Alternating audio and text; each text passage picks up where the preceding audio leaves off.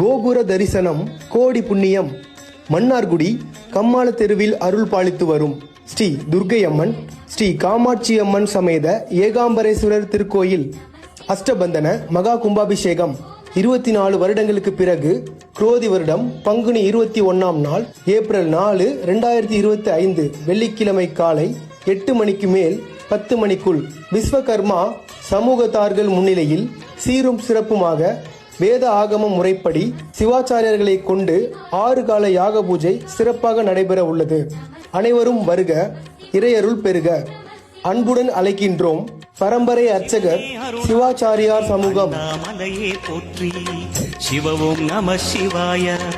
சிவ சிவ ஹரனே சோணாச்சலனே அண்ணாமலையே போற்றி. ஹரவும் நம சிவாய.